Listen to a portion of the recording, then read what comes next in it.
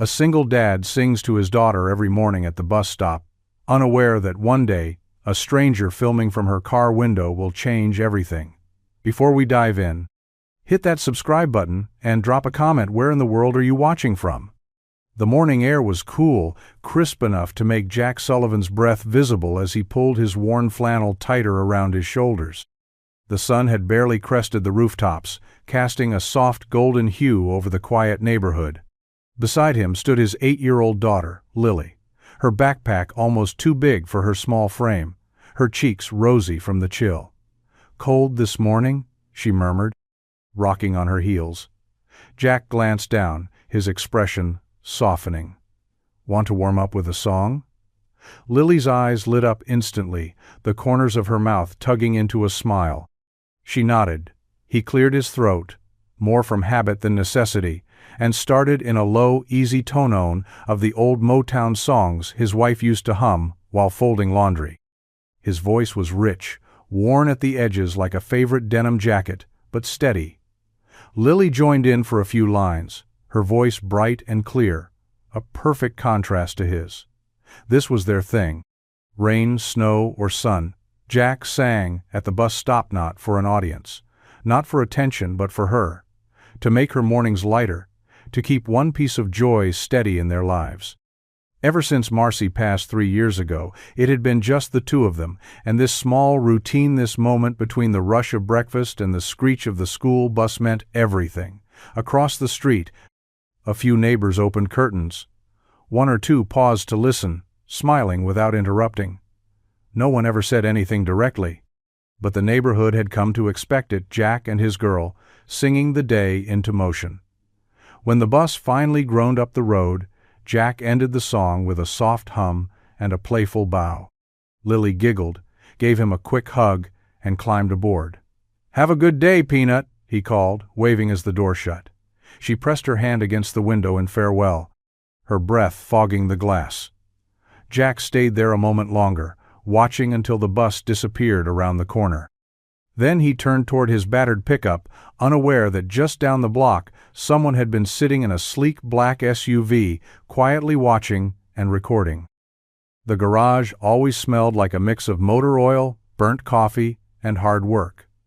Jack Sullivan had stopped noticing the scent years ago. It was the air he breathed, the rhythm of his life.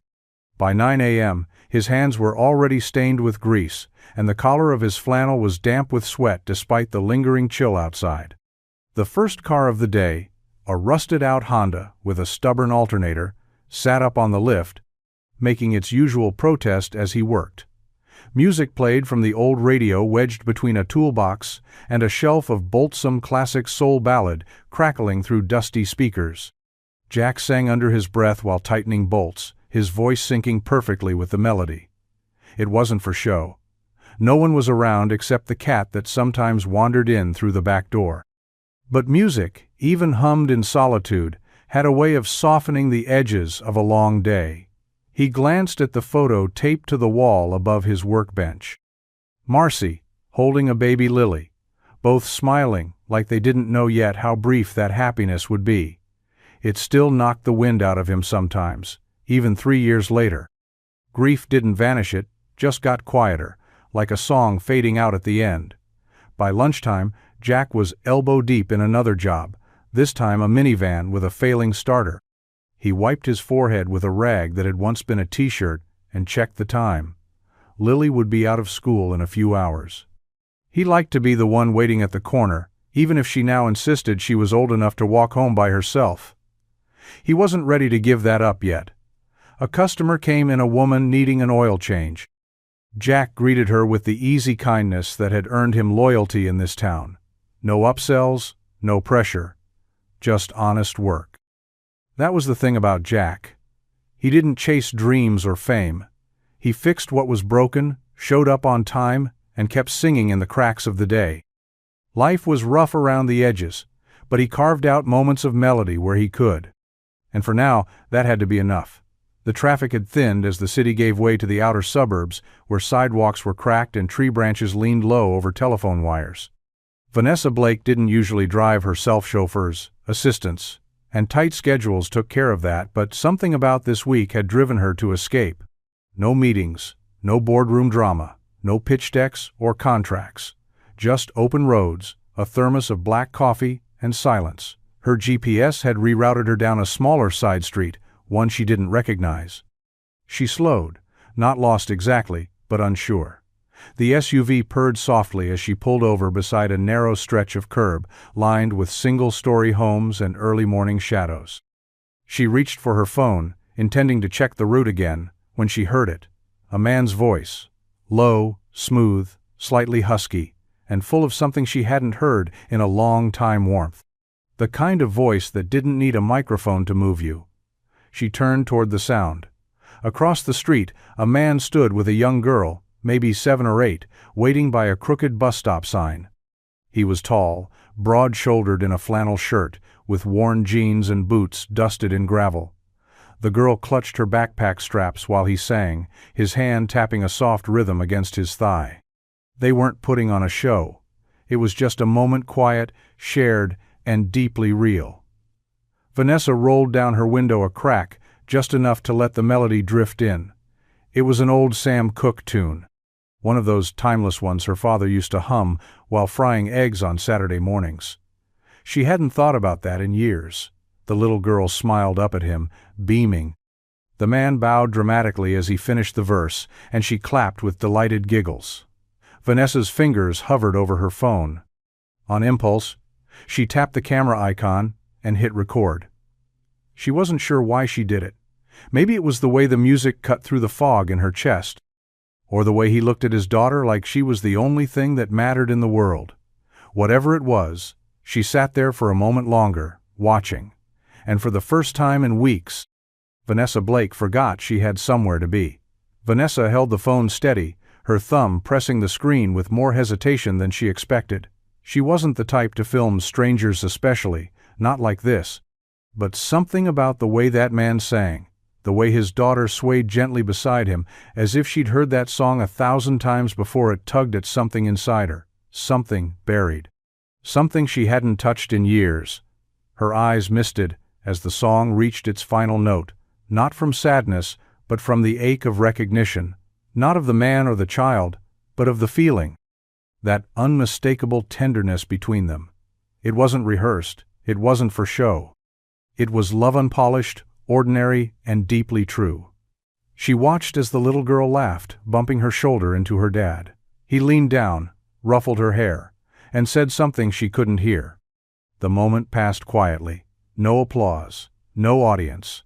Just a father and daughter sharing a ritual that likely meant nothing to the world and everything to them. Vanessa lowered her phone. The video was less than 30 seconds long. In her world-glossy stages, choreographed emotion, carefully constructed realness, authenticity was rare, maybe extinct. She'd built an empire, chasing voices, shaping them, selling them. But this wasn't a voice trained for charts or fame.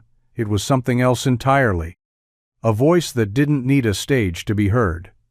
She wiped at the corner of her eye quickly, almost irritated with herself. She didn't cry over things like this. She didn't stop for strangers.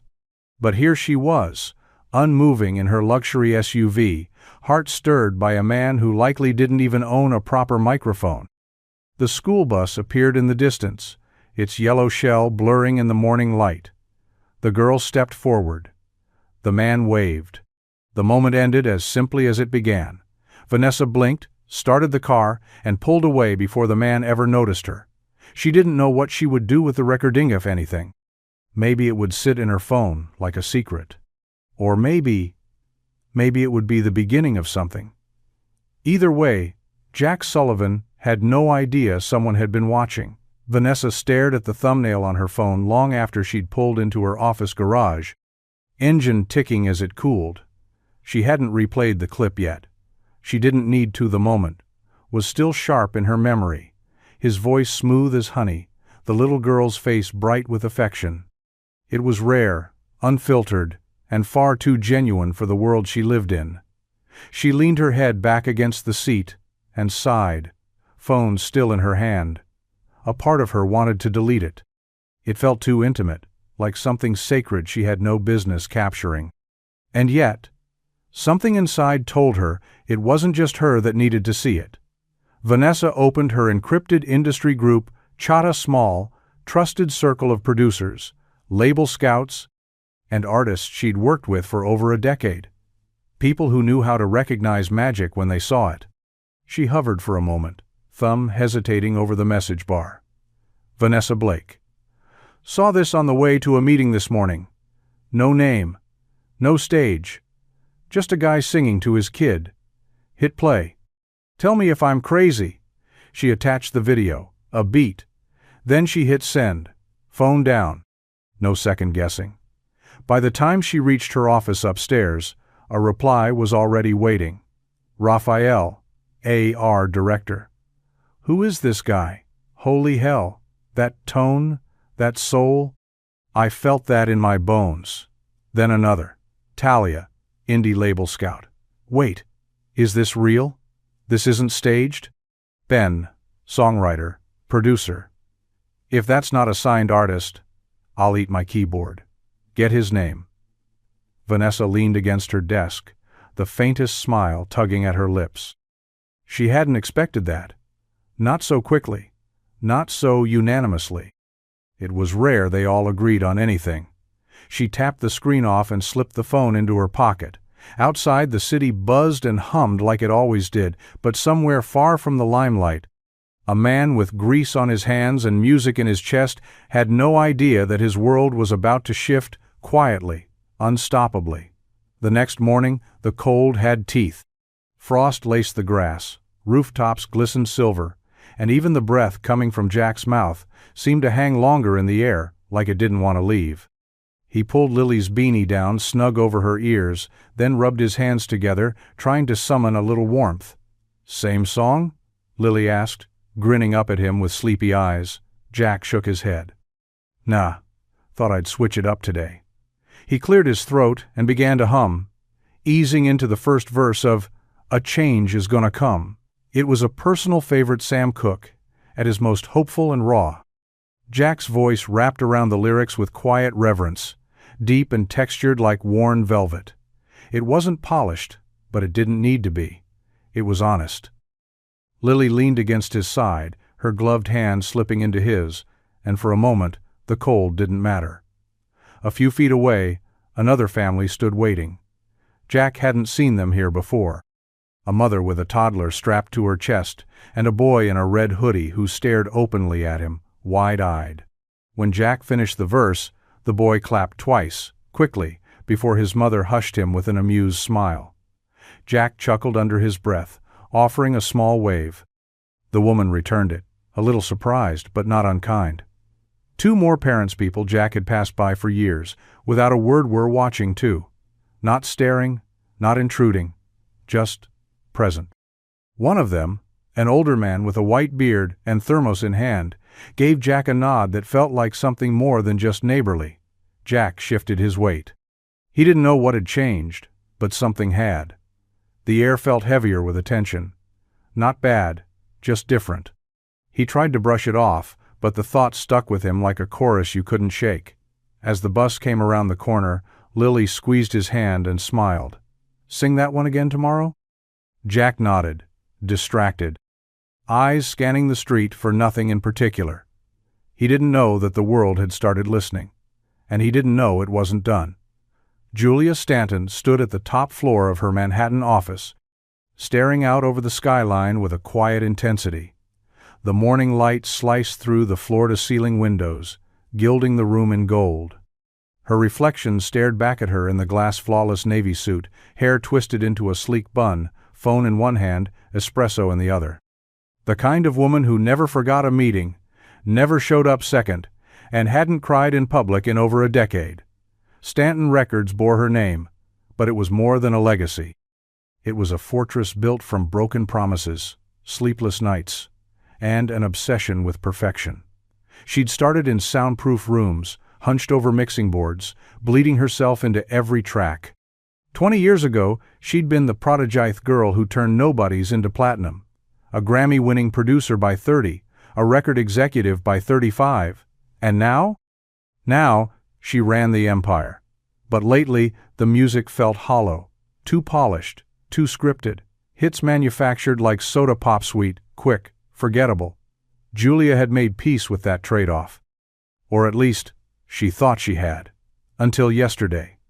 She pulled out her phone and tapped the video again. The man's voice filled her office, even through tiny speakers. Warm, weathered, aching with soul. And the girl, his daughter, she assumed, beaming up at him, like he held the world in his throat. There was no mic, no studio, just love, melody, and raw honesty. She didn't even know his name, and still, she hadn't stopped thinking about him since. Her assistant knocked lightly on the door. "You've got 2 minutes before the artist briefing." Julia didn't turn. "Push it back 10. A pause." "Yes, ma'am." When the door clicked shut, Julia let the video play once more. She wasn't sure what she wanted, yet a meeting, a demo, a conversation, but she knew talent when she saw it. And she hadn't felt this instinct in years. Not since the days before corporate dinners and quarterly reports. Somewhere out there, a man with oil on his hands and a voice like old vinyl was changing everything, and Julia Stanton was about to find him. Julia sat alone in the back seat of her car as it coasted through the late-night streets of Quarter de Marfort. Manhattan, city lights flashing across the tinted windows like memories she couldn't quite outrun. Her phone rested on her lap, dark now, but the sound of that man's voice still echoed in her ears. The way he'd sung, not just technically, but like the song came from someplace deeper, somewhere raw, familiar. She leaned her head against the glass, the cold pressing against her skin. It was late, but sleep had no grip on her anymore. It hadn't for years. Not since the nights when she'd lie awake listening for footsteps that never came home. Her father had been a musician too, in his own right. Not famous, not disciplined. Just a man with a guitar, a temper, and a heart too wild to stay anywhere for long. When Julia was 6, he promised her they'd go to a music store after school. Instead, he vanished for good. No goodbye, no forwarding address, just a silence that stretched for years. Her mother had done her best working double shifts, biting her tongue, trying to be both anchor and sail. But it was music that saved Julia. Tapes from the library, radio static late at night, a battered piano in the corner of the school auditorium. Notes became her compass, her rebellion, her armor, and later, her career. She built a fortress of melodies so strong no one could ever leave her again. At least, that's what she told herself. But then came that clip 30 seconds of a father singing to his daughter like she was the center of the universe. No stage, no audience. Just love and music, braided together, in the kind of moment she had long ago stopped believing in. Julia swallowed hard, pushing the ache back down where it belonged. It wasn't about her. Not anymore. Still, that voice had pulled at something she thought she'd buried for good. And that little girl's smile, it hit her like a song she hadn't heard in years but somehow remembered every word to. The car stopped at her penthouse. She didn't move. Some ghosts don't knock before returning. The bell above the garage door jingled as Julia stepped inside, her heels clicking softly on the stained concrete floor. The air was thick with the scent of oil, rubber, and engine grease, earthy, mechanical, alive. It was the kind of place she hadn't set foot in for years, not since her early producing days when she used to scout talent in the most unexpected corners of the country. But back then, she wore sneakers and carried demo CDs. Now she wore a tailored wool coat and carried questions. The man she'd come to find was crouched under the hood of a pickup, his flannel sleeves rolled to the elbows, hands buried in the guts of an old engine. He hadn't seen her yet. "Be right with you," he called without looking up, voice calm and steady. Same voice, Julia thought. Same cadence that had stopped her in her tracks 2 mornings ago. She wandered slowly, pretending to glance at the dusty display of air fresheners and windshield wipers. The front desk was unmanned. A small space heater buzzed faintly near the counter. After another minute, he stood and wiped his hands on a faded blue rag. When he turned, she caught the recognition immediately. Not of her but of the moment. The warmth in his eyes, the practiced kindness. It was the same man, only now, face to face. "Morning," he said with a polite nod. "What can I do for you?" Julia kept her tone casual, masking the flutter in her chest. Check engine light came on, not sure why. He stepped forward, not in a rush, but with an easy focus. "What are you driving?"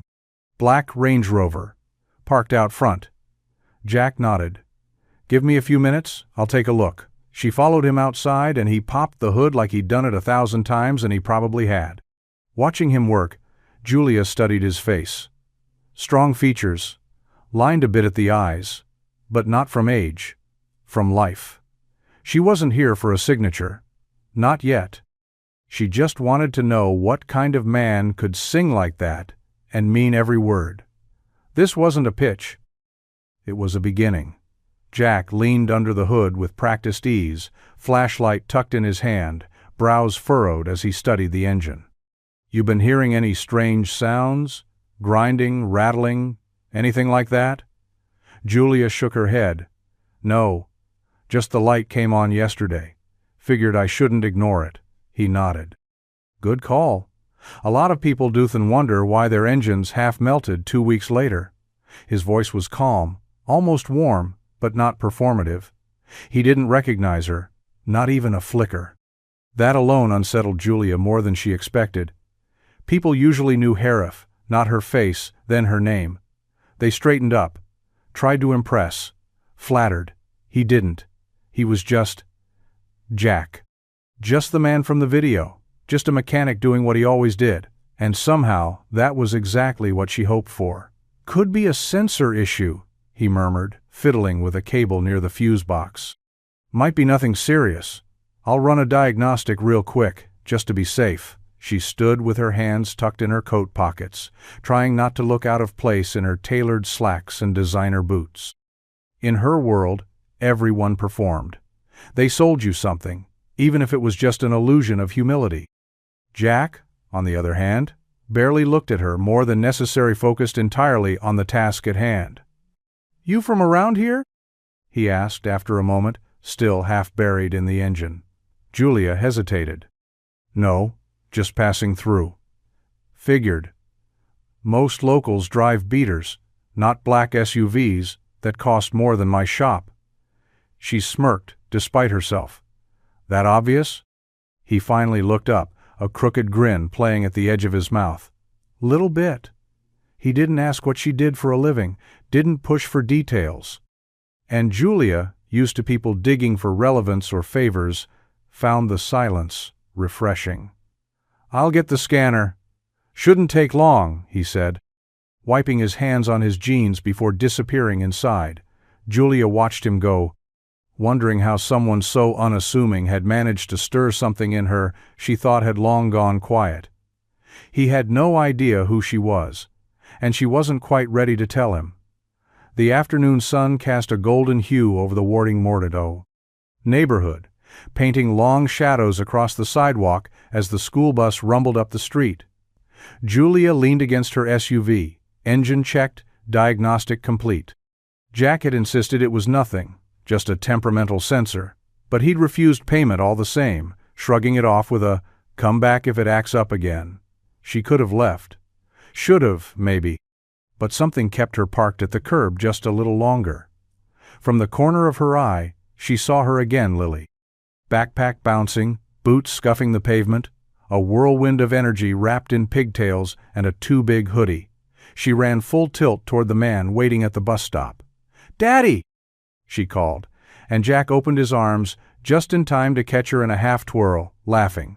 Julia smiled. It was rare to see that kind of ease between Pio Plano strain, no awkwardness. Just natural connection, like they were born knowing how to make each other whole. "Guess what we did in music class?" Lily beamed up at him. "I got picked to lead the warm-up." Jack grinned. "Did you now? Must be all that practice you get every morning." Lily nodded, clearly proud. "Want to sing the one with the claps?" "Always." He looked around, not to check for an audience, but just to make sure she had space. Then he started clapping in rhythm, soft and slow. As Lily launched into a melody, Julia didn't recognize something playful, folky, full of joy. Jack joined in on the chorus, his voice anchoring hers like it always did. Calm, steady, strong. Julia watched from across the street, unnoticed, unmoving. There was something radiant about the girl, like she was made of light that hadn't dimmed yet. And Jack, he sang, not like a man trying to be heard, but like someone who already had everything he needed. Julia's throat tightened, an old ache surfacing again. This wasn't about potential anymore. This wasn't just a good voice or a marketable moment. This was rare. Real. She pulled out her phone, not to record but to type a name into her notes. Jack Sullivan. Voice, daughter Lily. Worth everything. The bell above the cafe door jingled softly as Jack stepped inside, brushing the chill from his sleeves. He spotted her right away. Julia, seated near the back, a corner table half shielded by a potted ficus. She looked out of place in the small-town coffee shop, like a figure sketched in finer lines. Still, she stood when she saw him, offering a warm, practiced smile. "Appreciate you meeting me," she said as he approached. Jack gave a polite nod, tugging off his jacket. "Figured it'd be rude to turn down free coffee." She laughed, motioning for him to sit. "That's fair." They ordered her a black Americano, him a cinnamon latte that earned a teasing eyebrow. "Don't judge," he said with a smirk. "Mechanics can have taste." Julia sipped hers, eyes steady. "So tell me something, Jack. Where'd the voice come from?" He leaned back in the chair, thoughtful. "My mom sang in church. I used to sit on the floor near the piano, watching her. That's probably where it started. No training? Just life." He shrugged. "Played in a band a long time ago. Nothing serious." Julia tilted her head. "Why stop?" He hesitated. The air between them tightened for a beat. "Got married. Had Lily. My wife got sick a few years back. Everything else went quiet after that." The words weren't dramatic, but they carried weight. Julia nodded slowly, understanding more in what he didn't say. "You ever think about picking it back up?" Jack let out a low breath, staring into his cup. "Not really. Music's still part of my life, just not in a spotlight kind of way." "But what if it could be again?" she asked, tone light, casual on the surface, but every word measured. Jack chuckled. "You asking for a friend?" Julia smiled but didn't answer. They talked for another hour. About Lily. About the garage. About songs Jack wrote but never shared. She listened carefully, watching not just his face, but the way he held the memory as tenderly, like glass. By the time they parted, Jack still didn't know who she really was. But Julia? Julia knew exactly who he was, and she wasn't walking away. Jack didn't usually talk about the past, not because he was ashamed of it, but because most people didn't ask. They saw the mechanic's coveralls, the oil-stained hands, the quiet, grounded demeanor, and figured that was all there was. And most days, he let them believe it. But that evening, back at the garage with the last rays of sunlight filtering through the open bay doors, Julia lingered. Her Range Rover had been ready for hours, yet she hadn't driven off.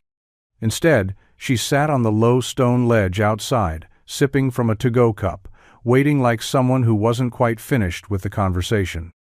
Jack emerged from the workroom, wiping his hands on a rag. "You know," he said, leaning against the frame of the open garage, "there was a time I thought music was going to be it for me." Julia looked up. "You mentioned a band." He chuckled softly, the sound edged with nostalgia. "Yeah, just a little three-piece. Me, a guy on keys, and another on drums. We played dives mostly. Bars, street fairs. Took a shot at Nashville once. Drove out in a rusted-out van, full of hope and terrible snacks." "And?" Jack's smile faded a bit. "Didn't last. Got a call one night that my girlfriend Marcy had collapsed at work. She was sick. Rare condition. Chronic. Changed everything." Julia's expression softened. "So, you came home." "Didn't think twice. Packed up the gear, left the band. Music became something we did around the house instead." I'd sing to her when the pain was bad, sing to Lily when she couldn't sleep. He paused, jaw tightening slightly. After Marcy passed, I didn't have much left to sing about, except Lily. Julia studied him. You don't miss it? The stage? The crowd? He shook his head. I miss what it felt like. But I'd trade every stage for one more day with my girl laughing in the back seat. Music's not gone, it's just quieter now. He didn't say it to impress her. He said it because it was true. And in that moment, Julia realized he wasn't just a good voice. He was a story the world needed to hear. The hum of the garage had quieted.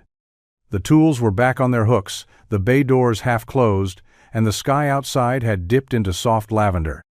Jack was closing out a long day, brushing grit from his palms and preparing to lock up, when Julia finally spoke the words she'd been circling around for days. I want to make you an offer, she said. Standing just inside the threshold, her voice calm but deliberate. Jack arched an eyebrow, wiping the back of his neck with a rag. You need another oil change already? Julia smiled faintly, then reached into her coat pocket and pulled out a slim black business card. She handed it to him without a word. He took it slowly, squinting at the glossy print. Julia Stanton, CEO. Stanton Records. Jack blinked. Wait, Stanton? As in the Stanton? That's a record label. Julia nodded. Yes, it's mine. He looked at her again, more carefully, this time.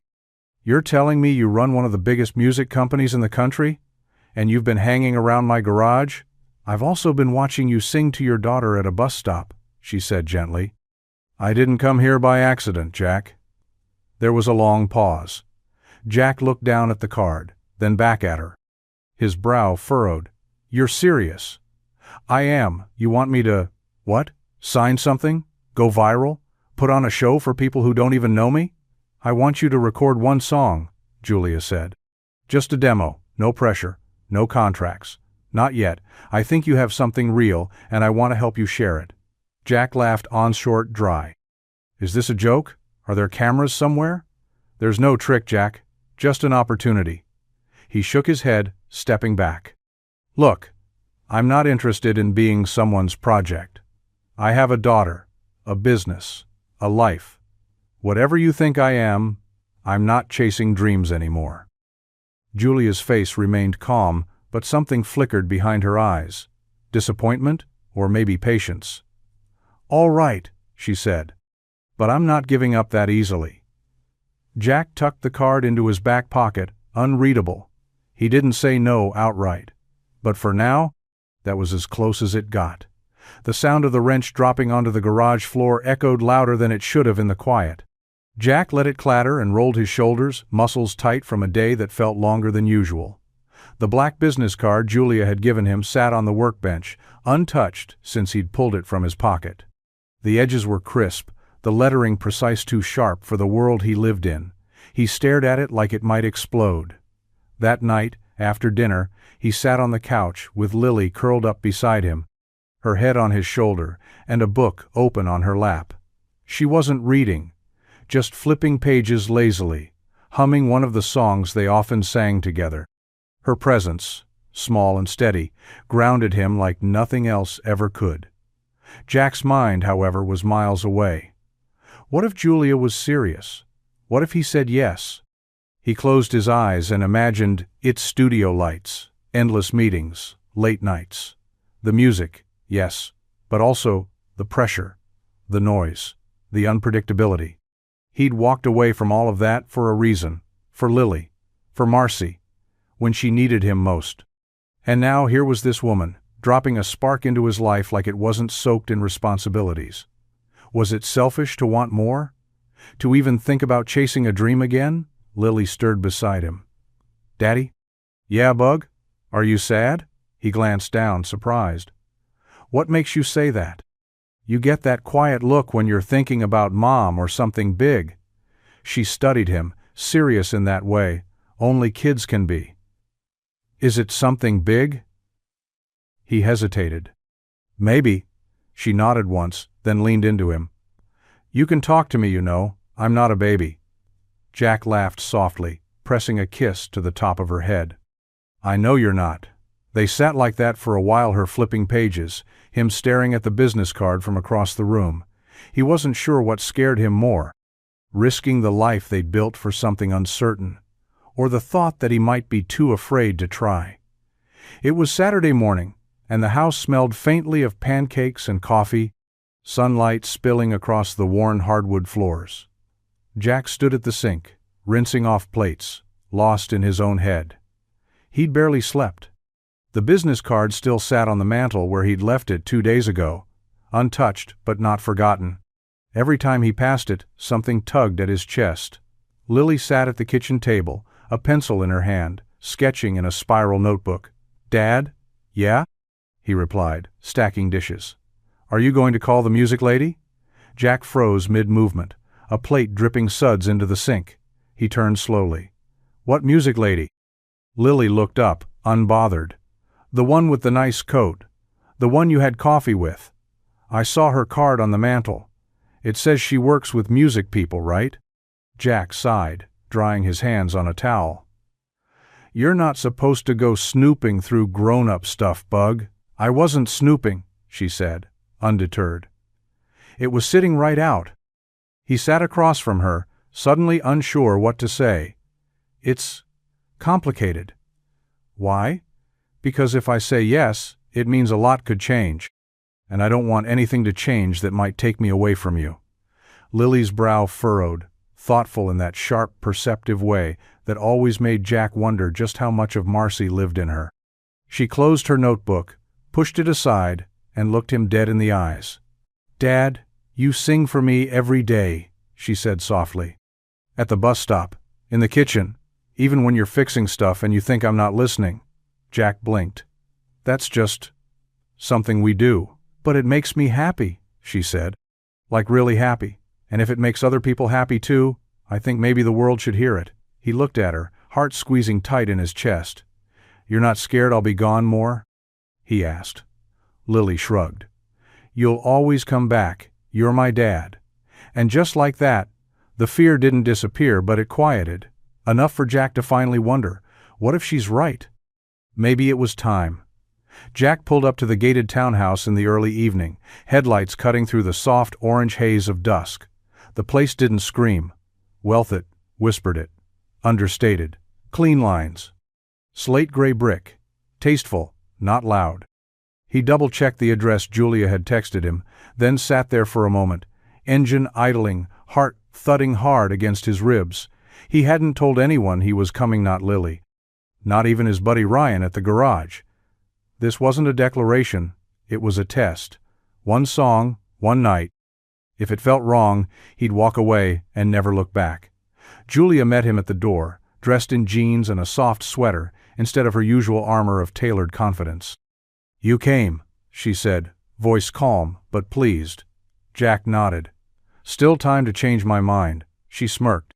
"I won't hold it against you. But I don't think you will." The studio was tucked in the back of the house walls, lined with shelves of vinyl warm wood floors, vintage gear humming quietly beneath soft lights. It didn't feel like a lab or a factory. It felt like someone had built it to make music that mattered. Jack stepped inside, eyes scanning the room. His fingers drifted along the keys of an upright piano, then to the mic stand in the center of the room. "Any song you want," Julia said. "No edits, no pressure, just sing." He hesitated, then nodded once and stepped up to the mic, closed his eyes. "Let the air settle," and then he sang. It was a Balladan original, soft and aching, about missing someone you still talk to in your dreams. His voice cracked once on the second chorus. He didn't try to fix it. Didn't start over, he just kept going, the weight of every unspoken memory woven into each line. When he finished, there was silence. Julia had brought 2 of her A.R. execs to listen from the sound booth.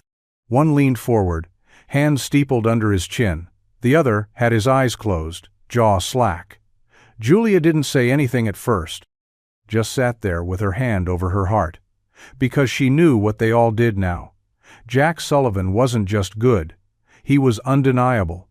The morning rush at the garage started like any other coffee too strong. paperwork already piling, and the front office heater clicking like it was trying to die quietly. Jack wiped his hands on a towel as the first customer of the day rolled in with a sputtering Civic and a toddler kicking the back of the driver's seat.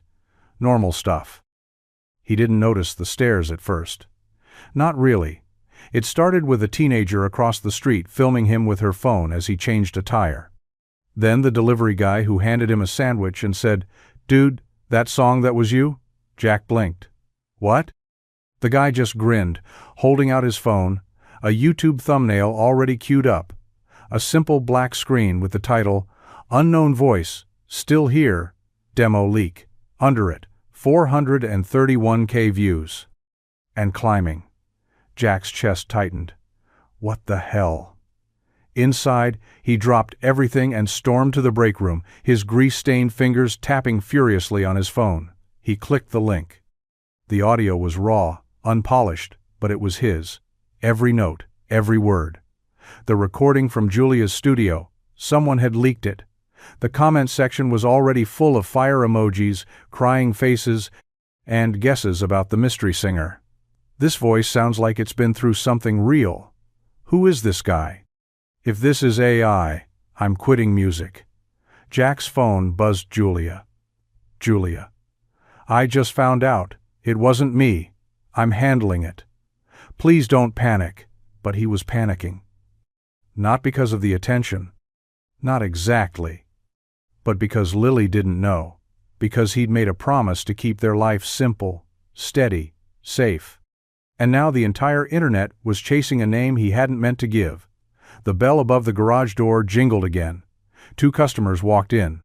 One of them, an older woman Jack had known for years, smiled as she passed. "I heard your voice this morning," she said gently. "You've been hiding something beautiful." Jack stood there, stunned. He hadn't told the world he was ready. But somehow, the world had found him anyway.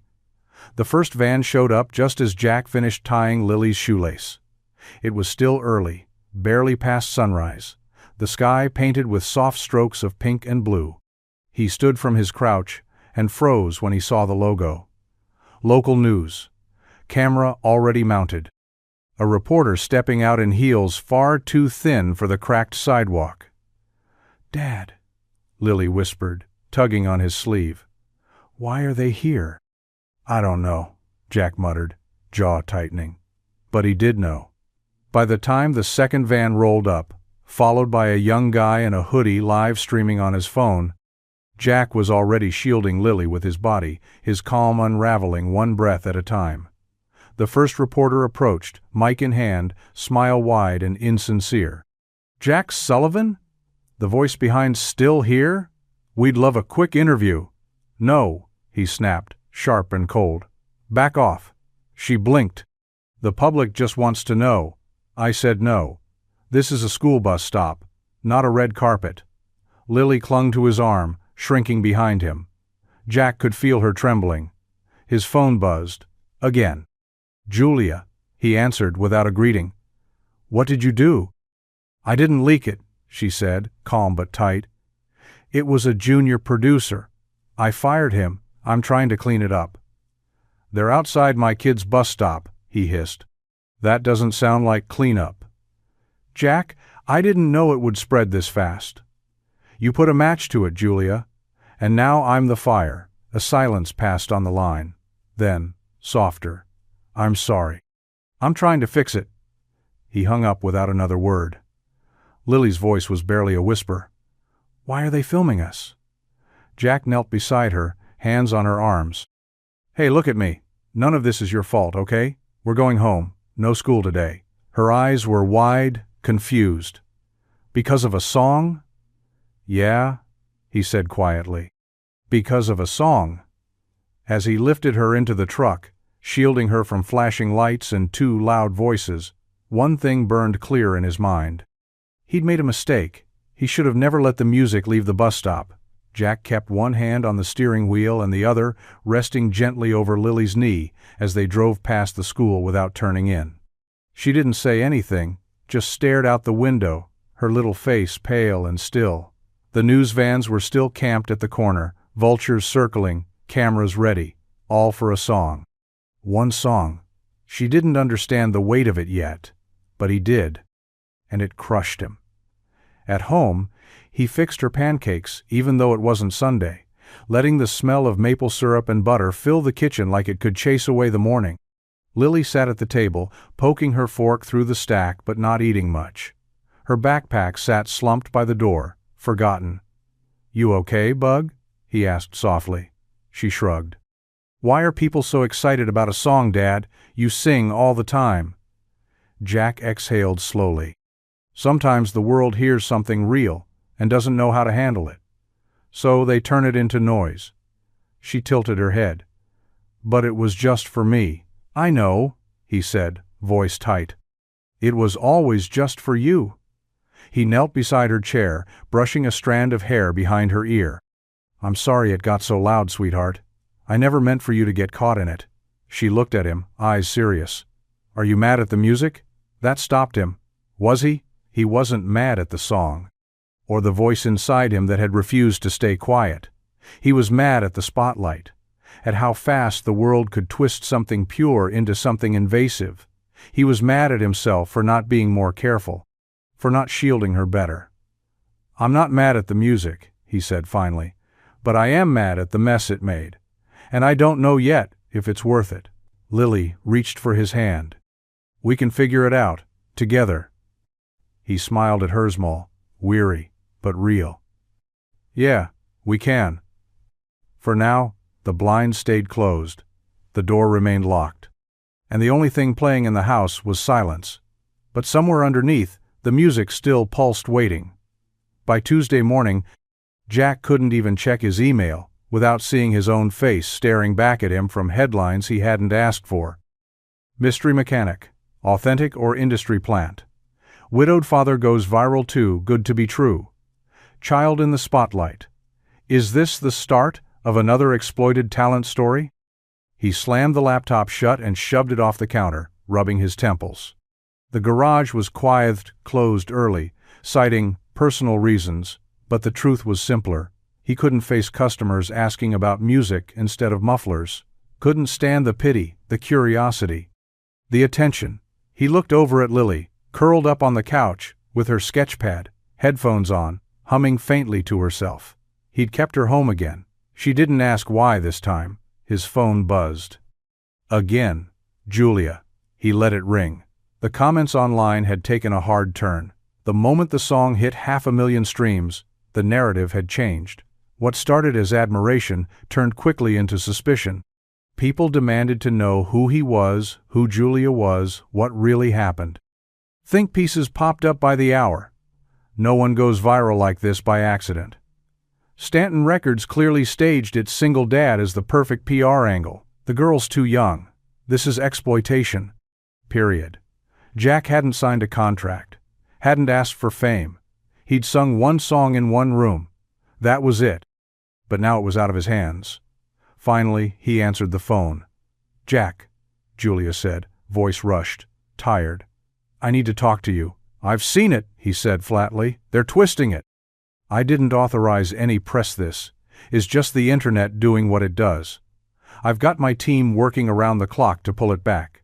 He let out a sharp breath. "Doesn't matter if it started as truth, Julia. It's not ours anymore." There was a pause. "You thinking about walking away?" "I've got a daughter to protect," he said. "Not a brand." Silence lingered, heavy. Then Julia spoke, softer this time. "Let me fix this." "Please." Jack didn't answer.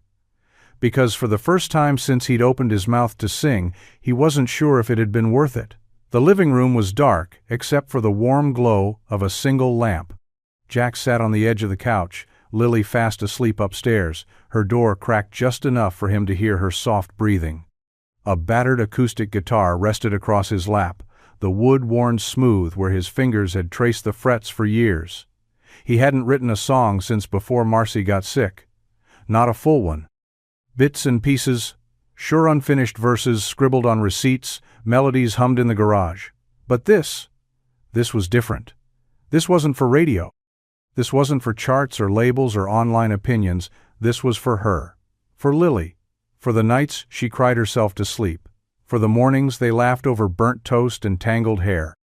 For every tired step they'd taken together since the world cracked in half. He started playing, slow and deliberate. A soft, steady chord, progression simple, clean. Then came the lyrics, low and honest, his voice still rough from emotion but carrying a truth no critic could touch. It's just us two on the kitchen floor, piecing life back like it was before. No map, no plan, just your hand in mine. One breath, one laugh, one borrowed time. Each line came like a whisper, pulled from the quiet corners of his heart. There was no pretense, no polish. Just him and the guitar and everything he'd never said out loud. When he finished, he exhaled like he'd been holding his breath for years. He didn't post it. Not right away. Julia did. Without fanfare, without promotion. Just a simple caption. A father, a daughter. A life held together by love. Just us two. Listen with your heart.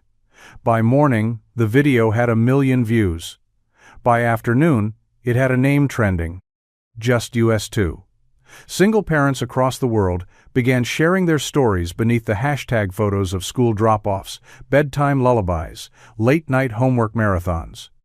The song became something more than viral. It became theirs. Jack read the comments in stunned silence. He hadn't meant to start a movement.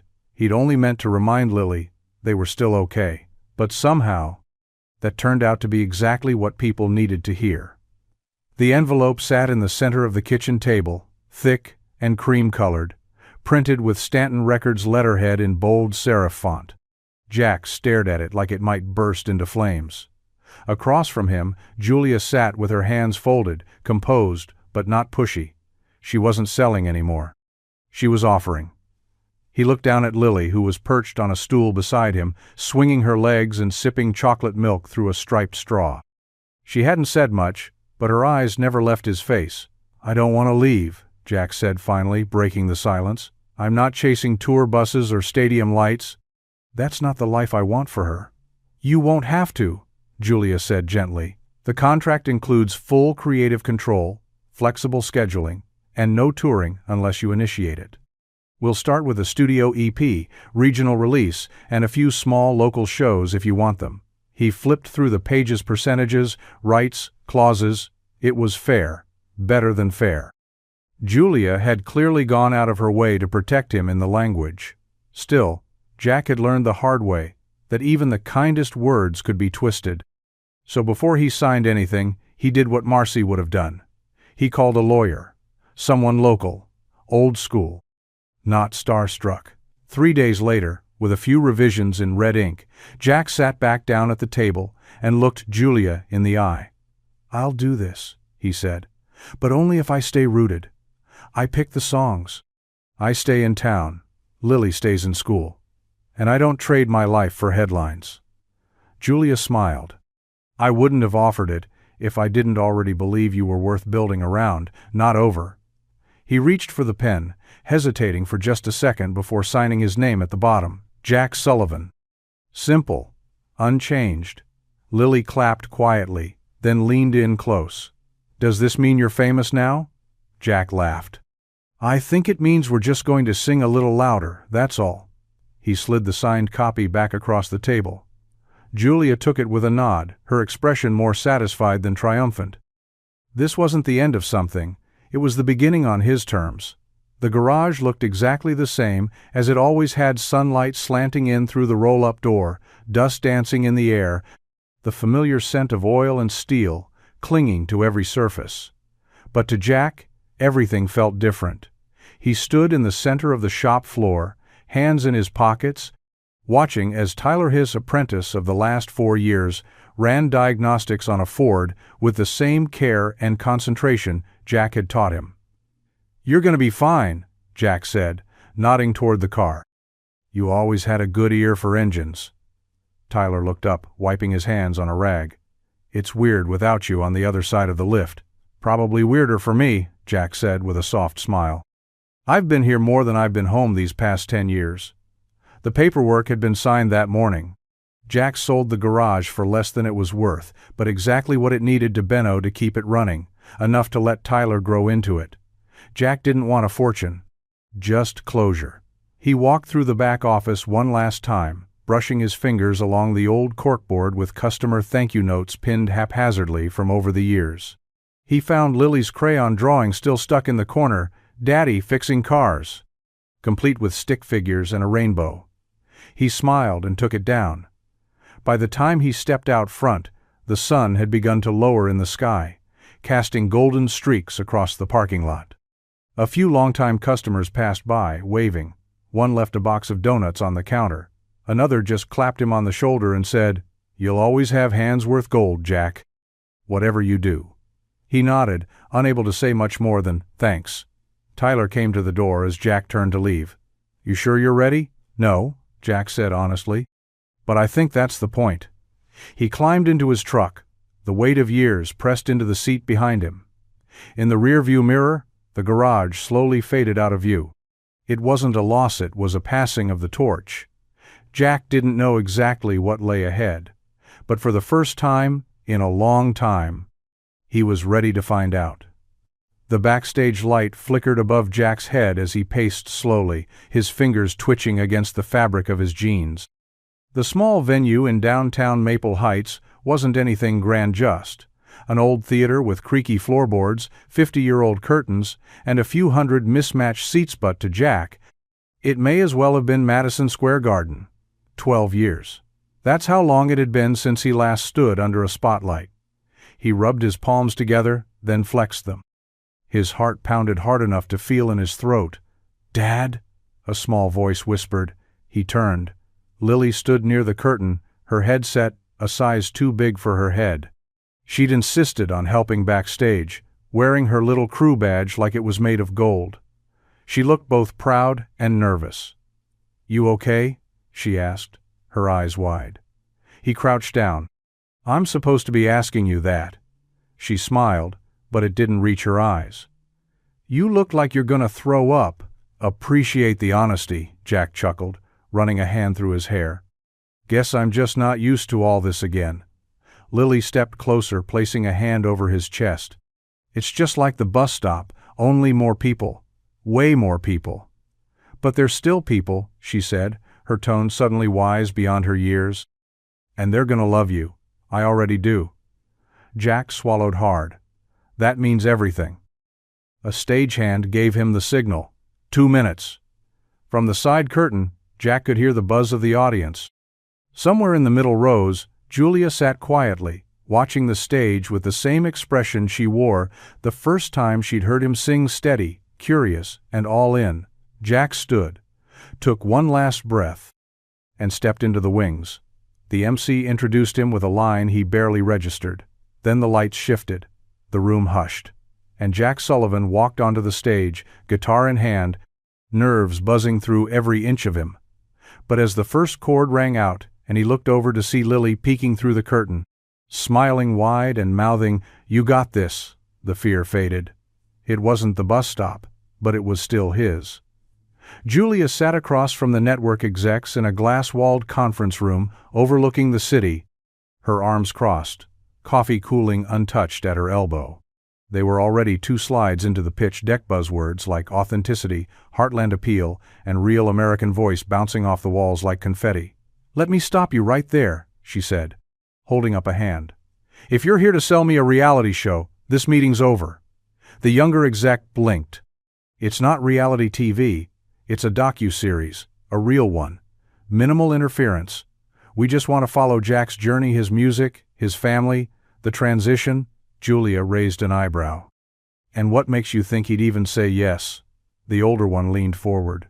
"Because this isn't about selling him. It's about showing what happens when the world finds someone who never asked to be found. It's about truth and control. He gets final cut approval.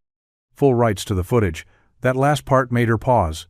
Later that night, she met Jack at his favorite diner just. The two of them, 2 mugs of black coffee between them, and the low hum of neon lights overhead. Lily had already gone home with a sitter after the performance. She was still buzzing, practically floating when he'd tucked her in. "A docu-series?" Jack said slowly, stirring his coffee, even though he hadn't added anything. "You serious?" Julia nodded. "The network's legit. Their last project won an Emmy. They want to follow your story, not rewrite it." He leaned back, folding his arms.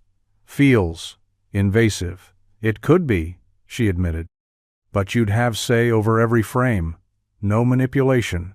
You decide what they show and what they don't." Jack was quiet for a long time. "And Lily?" "They agreed she's off limits unless you decide otherwise." He tapped a finger against his mug. "I didn't do this for fame, Julia. I sang because it was all I had left. Now it feels like people want to turn it into a brand." "I get that," she said gently. "But sometimes letting people see the real story, that's what cuts through the noise." Jack exhaled. "One condition." "Name it. I keep the pen. No one else writes my story but me." Julia smiled. "Deal." The message came late, just past midnight, long after Jack had tucked Lily into bed and retreated to the quiet of the living room, guitar in hand, fingers picking absent-mindedly at a melody that wasn't quite finished. His phone buzzed against the coffee table. "Unknown number. Saw the show clip. You still play like it's your last day on Earth." "Proud of you, man." Ray. Jack froze, the name hitting harder than the words themselves. Raymond Keller. He hadn't seen or spoken to Ray since the night the band fell apart. 12 years ago in a dim motel parking lot, just outside of Nashville, when Jack packed up and left after the call about Marcy. No arguments, no explanations, just an unspoken understanding that life had shifted, and Jack had to follow it. He stared at the screen, thumb hovering, unsure what to say. Then finally, "Jack, didn't think I'd hear from you again." "Ray, didn't think I'd ever see you again." That voice, "It's better now." "Stronger, Jack, life'll do that to you." They talked for almost an hour. Text turned into a call, easy, despite the years. They laughed about old gigs, inside jokes that hadn't been spoken aloud in over a decade. But it wasn't all nostalgia. There was weight there, too. "I always thought you'd be the one to make it," Ray said over the line. "But you left." "I had to," Jack replied. "Marcy needed me. Lily was just a baby." "I know. I didn't blame you. I just missed the music." There was a pause, filled only by the sound of Ray's breath and Jack's strumming in the background. "Look," Ray said carefully, "I got a small studio out in Asheville now. Just me and a couple of guys, nothing fancy. But if you ever wanted to play again collab, right, just jam, I'd make space for you in a heartbeat." Jack stared at the ceiling. A part of him ached at the offer, at what could have been, and what might still be. "Let me think on it," he said softly. "No pressure. Just don't disappear this time." "I won't," Jack promised, even if he didn't fully know what that meant yet, because some music wasn't done being written. The invitation came folded in thick, cream-colored cardstock, tucked inside an envelope with gold trim. Jack opened it at the kitchen table while Lily munched cereal beside him, barely paying attention until she caught the words "duet performance" and "special guest." He read the line again, slowly. "We'd be honored if Lily Sullivan would join her father on stage to perform a short duet at our annual Hope Hearts Charity Gala." Lily's spoon clattered against the bowl. "Me? On stage?" Jack looked up, brows raised. "Looks like it." Her eyes went wide, uncertain. "Do I have to?" "No," he said gently. "You don't have to do anything." "But they saw that video from the living room, the one where we sang together. They loved it. Thought you might want to share it live." Lily didn't answer right away. She swung her legs beneath the chair, deep in thought. Then, after a long pause, she looked up and said, "Only if we sing my song." Jack grinned. "Deal." They rehearsed in the evenings, just the two of them on the couch, her small voice rising with every verse, his deeper tones wrapping around hers like safety. Julia offered to bring in vocal coaches, stylists, even backup musicians. Jack said no to all of it. "This is Lily's moment," he told her. Not a production. The night of the event, Lily wore a simple blue dress and sparkly sneakers, nothing fancy, just her. Jack wore jeans, a blazer, and a smile so nervous it almost cracked his cool. Backstage, Lily held his hand tightly. "You think they'll like it?" Jack knelt beside her. "Doesn't matter what they think. You sing for you, and for Mom." That got a small nod. Then the lights dimmed. They stepped onto the stage together. The crowd leaned in, quiet, curious. And then Lily sang. Soft at first, a little shaky, but her voice held something pure honest in a way auto-tune could never replicate. By the time they reached the second chorus, the room was still, spellbound. When the last note faded, the silence broke into thunderous applause. Lily beamed, cheeks flushed, eyes shining. In that moment, Jack wasn't the only star anymore. He was a father, watching his daughter find her light. The shop-turned studio was quiet, bathed in the golden haze of a late afternoon sun filtering through the windows. Jack stood near the mixing board, tuning his guitar, trying to distract himself from the growing hum online. His EP, Just Us Two, had been out for 6 weeks. The songs were honest, raw, simple exactly how he wanted them. No frills, no big campaign, just stories wrapped in chords. He'd barely paid attention to the buzz. Some playlist features. A late-night interview. A handful of sold-out shows in small theaters. Enough to make noise. Not enough to expect anything more. So when Julia showed up, unannounced, standing in the open doorway with something clutched in her hand, Jack's heart skipped. "What's that look for?" he asked warily, wiping his hands on a rag. She didn't answer right away. Just walked in slowly, that rare flicker of emotion playing at the edges of her perfectly composed expression. Then she held it out. A thick envelope, embossed seal. Academy logo stamped across the front. Jack stared at it like it was in a foreign language. "Go on," she said. He opened it with fingers that weren't quite steady, his eyes scanning the official letter. "Dear Mr. Sullivan, we are honored to inform you that you have been nominated for the Grammy Award for Best New Artist." He blinked. Once. Twice. "No," he muttered. Julia smiled. "Yes." He looked up at her, dazed. "This can't be real. You're standing in a studio you built with your bare hands, with a daughter who sings like the sun, and an album that made half the country cry in their cars," she said. "It's very real." Jack dropped into the nearest chair, the letter still in hand. He didn't say anything for a long while, just sat there breathing it in. "Does Lily know?" he finally asked. "I wanted you to tell her." He laughed under his breath. "She's gonna think I'm making it up." "You're going to the Grammys, Jack," Julia said softly. "This isn't a dream anymore." But as he looked down at the letter, one word flashing over and over nominated it, still felt exactly like one. The morning air was cool, just like it had been that first time before the cameras, before the contracts, before anyone knew his name beyond a garage invoice. Jack parked a block away on purpose. No entourage, no crew, no security, just him and Lily, bundled in jackets, hands wrapped around steaming cups of cocoa. The old bus stop hadn't changed. Same crooked sign, same cracked sidewalk. A little rustier, maybe. A little quieter now that the media had long since moved on. They stood there side by side, watching the sun crawl over the rooftops. The world hadn't stopped turning just because theirs had spun a little faster for a while. "Looks smaller now," Lily said, brushing a leaf off the curb. Jack smiled. "Maybe you just got bigger." She looked up at him, eyes shining beneath the edge of her knitted hat. "Do you still remember the song?" Jack didn't answer. He just started humming. The same tune they used to sing when she was nervous for school, when her backpack seemed too heavy and the world too loud. A simple soul melody. Something soft, steady, and theirs. Lily joined in by the second line. Their voices danced together in the early light knot for applause, not for streams or stages, but for each other. A quiet duet in a forgotten corner of a small town. The kind of moment that wouldn't trend, wouldn't go viral, but meant more than any trophy sitting on a polished shelf. When they finished, The silence that followed wasn't empty. It was full. Full of memory. Of gratitude, of everything that had changed, and everything that never would.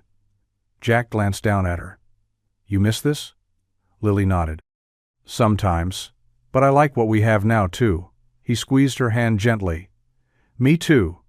They stayed a little longer, sipping cocoa and watching the school buses rumble by, none of them stopping for her anymore. She didn't need them to, because she'd already found her way. And Jack had found his voice. Right there, where it all began. The rooftop terrace of Julia's townhouse was quiet, lit only by the soft glow of string lights and the occasional flicker of distant city traffic below. Jack sat across from her, guitar resting against his knee, 2 empty wine glasses between them, and the kind of silence that wasn't awkward but heavy with things unsaid. Julia stared out over the skyline, arms folded loosely, her posture as composed as ever. But Jack had come to recognize the difference between her polished stillness and the moments she was holding something in. "You ever miss it?" he asked quietly. She turned. "Miss what?" "Singing." The question lingered. She smiled, but it didn't reach her eyes. "You've done your homework." "I've heard the old records," Jack said. "Your voice was different, honest." Julia looked away again, toward the horizon. "My dad used to say the same thing, said my voice made people stop breathing." Jack stayed quiet, sensing the weight of where she was headed. "He left when I was 12, she said, voice low. No warning, just gone. Took his guitar and disappeared like he never wanted to be a father in the first place. I spent the next 10 years trying to sing loud enough to drown out what that meant." Jack swallowed. "I'm sorry." Julia shook her head. "It's just part of my wiring now. I built Stanton Records because I thought if I couldn't be enough for him, I could be everything for someone else's talent. I could protect them. Build something that didn't walk away." She turned back to Jack, her gaze sharper, more vulnerable than he'd ever seen it. "But after a while, I stopped singing altogether. Too many people were listening, and none of them were the one person I wanted to hear me." Jack nodded slowly. "You think you'll ever sing again?" "I didn't think so," she said. "Not until I saw you at that bus stop. You weren't performing. You were giving something real to someone you love." Her voice softened. "You reminded me that music doesn't have to be survival. It can just be home." They sat in silence again. Not heavy now, but full, of stories, of healing, of everything that had been lost and maybe, just maybe, found again.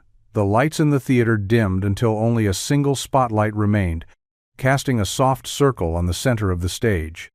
The crowd at the Grammys restless, buzzing with celebrity chatter, and flashing cameras fell into a hush as the announcer's voice echoed through the room. "And now, performing his nominated track, Just Us Two, please welcome Jack Sullivan." No pyrotechnics. No band, just Jack. He stepped into the light with his guitar slung over one shoulder, dressed in a charcoal suit that didn't try too hard, and boots still dusty at the soles. He paused at the mic, the room stretching silent before him like an ocean of faces he'd never expected to see. Somewhere in the wings, Lily watched, a nervous smile lighting up her whole face, and in the front row, Julia sat with her hands folded tightly in her lap, blinking fast. Jack adjusted the mic, took a slow breath, and began. No backing track.